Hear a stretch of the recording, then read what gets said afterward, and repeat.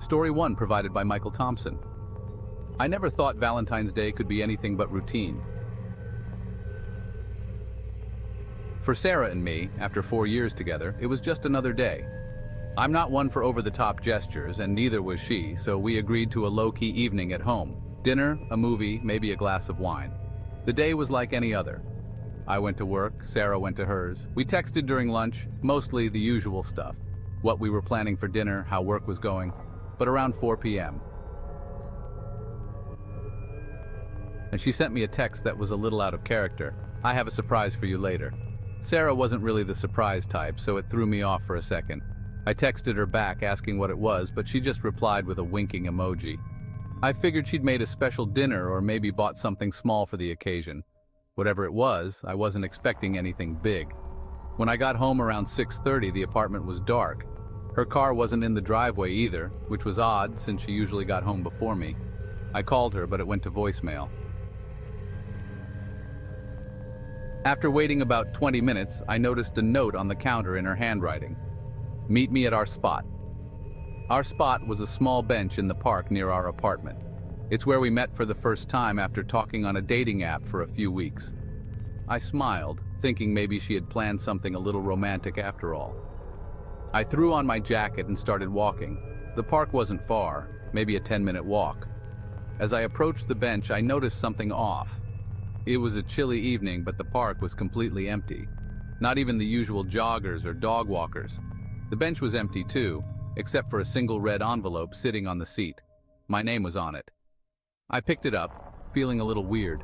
Sarah was never one for dramatic gestures, so this was definitely new territory. I opened the envelope and inside was a note. Follow the candles. I looked up, confused. Candles? I glanced around and sure enough I saw a faint flicker of light a little farther down the path. Tiny tea lights were set up, leading deeper into the park, toward the wooded area. This is when things started to feel off. Sure, it was romantic in theory, but Sarah knew I wasn't into this kind of thing. She always joked about how practical I was, but I followed the lights anyway. As I walked, the trees closed in around me and it got darker. The lights led me off the main path, into the woods where it was even harder to see. My phone buzzed in my pocket. I pulled it out. No message, just an alert from a weather app. But when I checked my texts, I realized Sarah still hadn't responded to the last one I sent. The more I thought about it, the stranger it all felt. I kept walking, figuring it was probably some elaborate surprise. Maybe she had something planned. But there was a pit in my stomach that just wouldn't go away. The lights eventually led to a small clearing. In the middle was a picnic blanket with 2 wine glasses and a small box, like a gift. But there was no sign of Sarah. I stood there for a moment, waiting, half expecting her to jump out from behind a tree or something. But after a few minutes, nothing happened. I pulled out my phone again and called her. It rang once, then went to voicemail. I tried again. Same thing. I started to feel uneasy. I looked around the clearing, but there was no sign of her, just the empty woods and the soft flicker of the candles. Sarah? I called out, my voice cracking a little. This isn't funny. Where are you? No answer. Now I was starting to get worried. My mind raced with possibilities. Maybe something had happened to her on her way here. Maybe she got into an accident. Or worse. I dialed 911. When the police arrived, they searched the park, but there was no sign of Sarah. No footprints, no sign of a struggle, nothing. The picnic setup was real. 2 glasses of wine, untouched, and a small box with a bracelet inside, but no fingerprints, no trace of anyone else being there. I explained everything. The note, the candles, the setup in the woods, but it didn't matter. As far as the police were concerned, there was nothing they could do. There was no evidence of foul play, no sign that Sarah had been harmed. It was as if she had just disappeared. I tried calling her friends, her family. No one had heard from her. Her phone was off, and no one had seen her since she left work that afternoon. Days turned into weeks. The investigation went cold. People started to suggest maybe she had left on her own. Maybe she had been planning to break up with me and wanted a clean escape. But that didn't make sense. We had no issues, no fights. She wouldn't just leave without a word. It's been a year now. No trace of her, no answers. Every Valentine's Day, I go back to that park, to the bench where we first met, hoping I'll find some clue, something to explain what happened that night. But I never do. Story 2 provided by David Matthews. I never thought Valentine's Day could be anything other than routine. Sarah and I had been together for 4 years, and by then, the grand gestures had given way to more practical things. We'd agreed to keep it simple this year. Dinner, a movie, just us. Nothing out of the ordinary. The day was stressful for me. Work had been chaotic, and I remember driving home looking forward to a quiet night. I wasn't even thinking about Valentine's Day, to be honest. I just wanted to unwind. But when I got home around 6:30, something was off. The house was quiet. Too quiet. I called out for Sarah, but there was no answer. Her coat wasn't on the hook, and her shoes weren't by the door. I figured she was still out running errands, maybe grabbing something for dinner, but I checked my phone, and there were no messages from her. On the kitchen counter, though, was a note. It was in her handwriting, simple and direct. Meet me at the cafe. That surprised me. The cafe was a little place a few blocks away where we had our first date. We hadn't been there in ages. I figured maybe she wanted to do something nostalgic, so I grabbed my jacket and headed out. The walk to the cafe was short, about 10 minutes. The streets were quiet, which was strange for Valentine's Day. Normally, you'd see couples out, walking hand in hand, but tonight, it felt like the whole town had gone dark. When I got to the cafe, my heart sank a little. It was closed. The windows were dark, the closed sign hanging in the door. I stood there, confused. I pulled out my phone to text Sarah, but before I could, a message from her popped up. Come to the old library. That didn't make any sense. The old library had been abandoned for years, ever since the new one was built closer to downtown. No one went there anymore. Why would she be there? But Sarah wasn't the type to mess around. If she said to meet her there had to be a reason. So against my better judgment, I headed toward the library. The library was further away, maybe a 20-minute walk. The entire time I kept thinking how strange this all was. We never talked about the old library, and honestly, it had always given me an eerie vibe. The building was old, falling apart, and there were rumors that homeless people sometimes broke in to sleep there. When I arrived, I could feel the tension rising in my chest. The place looked worse than I remembered. The windows were boarded up, and the door looked like it hadn't been touched in years. But as I approached, I noticed something unsettling. The side door was slightly open. I paused for a second, debating whether or not I should go in. But then I thought of Sarah. If she was inside, I had to find out why. Maybe something had happened. Maybe she needed help. I pushed the door open and stepped inside. The inside of the library was worse than I expected. It smelled of dust and decay, and the floor creaked under my weight. I turned on my phone's flashlight, the beam cutting through the darkness. My heart was racing now. I called out for Sarah, but my voice echoed through the empty space. No answer. I kept walking, feeling more and more uneasy with each step. Then my phone buzzed again. Another text from Sarah. Back room. I swallowed hard and made my way toward the back of the building. The deeper I went, the more I realized how quiet it was. Not the kind of quiet you get when you're alone, but the kind that makes your skin crawl. The kind where you know something's wrong. When I reached the back room, the door was open. Inside, it was empty, no signs of anyone. Just an old broken chair in the middle of the room. I called her name again, louder this time, but still nothing. At this point, my mind was racing.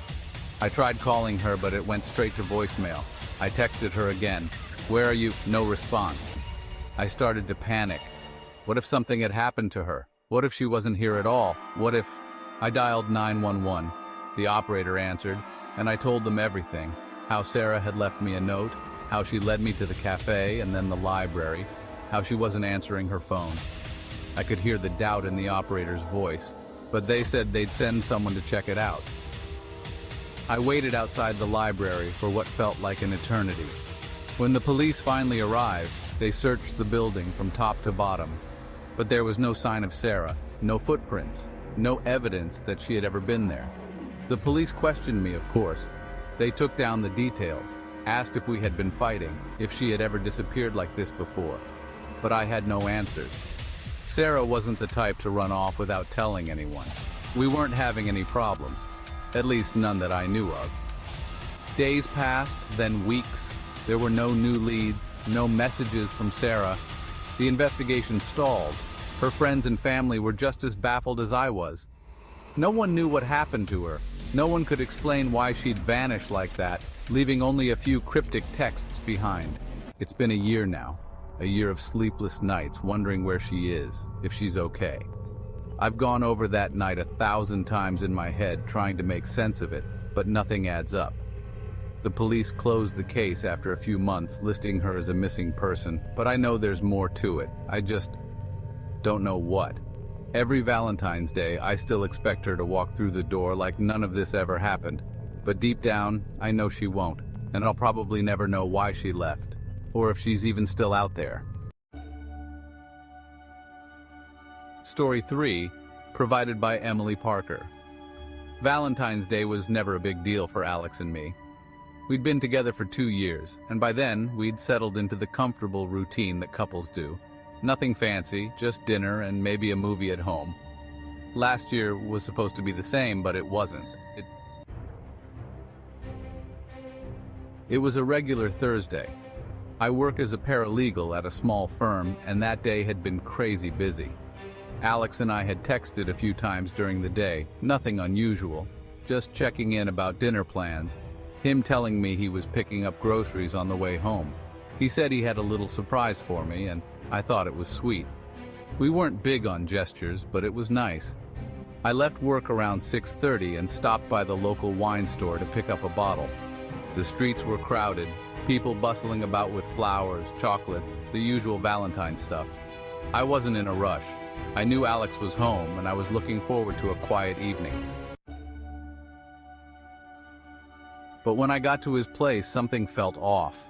The lights were on inside, but the door was slightly open. It wasn't like Alex to leave it unlocked, let alone ajar. He was cautious. He locked everything twice, and I always teased him about being paranoid. So seeing that door cracked open made me pause. I called out his name as I pushed it open just a little further, enough to slip inside. "Alex?" No response. I walked into the living room and nothing seemed out of place. The groceries he said he'd bought were still on the kitchen counter, unpacked. His jacket was slung over the back of a chair, but no sign of him. "Alex?" I called again, louder this time. My voice echoed through the quiet apartment. That's when I noticed his phone, sitting face down on the coffee table. Normally, he'd have it on him, especially when I was out. The screen was lit up with notifications, missed calls, texts. I sat down, my stomach tightening as I flipped through his messages. The last one had been sent to me over an hour ago. "See you soon. Just grabbing a few last things." I stared at it for a second, trying to shake off the growing sense of dread. He wasn't responding to any of my texts, and the apartment felt too empty. I told myself maybe he'd stepped out for a minute, or maybe he was just in the shower. I checked the bathroom. Nothing. The bedroom was empty too, the bed neatly made, untouched. The more I looked around, the more that gnawing feeling in my gut grew stronger. It didn't make sense. I tried calling him. His phone, right there in front of me, buzzed. Screen lighting up, but obviously no answer. Panic started to creep in. I checked the front door again. No sign of forced entry, nothing unusual. It was like he'd left in the middle of something and just never came back. I stood by the door, debating whether I should call the police. It seemed irrational at first. People don't just disappear like that, right? Maybe he'd gone out for something urgent and forgot his phone. I told myself I was overreacting, but after another 10 minutes of pacing around the apartment, my nerves were shot. I dialed 911. When the police arrived, they were calm, almost too calm as they took my statement. They searched the apartment, asked all the usual questions. Was there any sign he wanted to leave? Had you two fought recently? Has he done anything like this before? I answered every question honestly. No, Alex hadn't given any indication that he'd disappear. We hadn't argued. In fact, things had been great. He wasn't the type to just walk out without a word, especially not leaving his phone behind. They did a quick search around the building, checked the security footage in the lobby, and there was nothing, just footage of him coming in earlier that afternoon with groceries. No sign of him leaving. That night I stayed at his place waiting for some kind of call or message. But there was nothing, just silence. Days passed, and the situation only got worse. The police opened a missing person case, but there were no leads. His family was devastated, and his friends were just as confused as I was. No one could explain what had happened. There was no activity on his credit cards, no social media updates, no sign that he was anywhere. It was as if he had vanished into thin air. I kept replaying that night in my head, over and over again. Had I missed something? Was there some clue I hadn't seen? But no matter how many times I went over it, there was no answer. Just the same unsettling emptiness. Weeks turned into months, and eventually the case went cold. The police stopped updating me regularly, and I was left in a limbo of uncertainty. I moved out of our apartment. It was too painful to stay there, surrounded by memories of him. But every Valentine's Day, I still find myself wondering what happened. How someone could be here one moment, planning a simple evening, and then just gone. People say time heals, but that's a lie. Time just makes the silence louder. And the worst part is, I'll probably never know what really happened to Alex.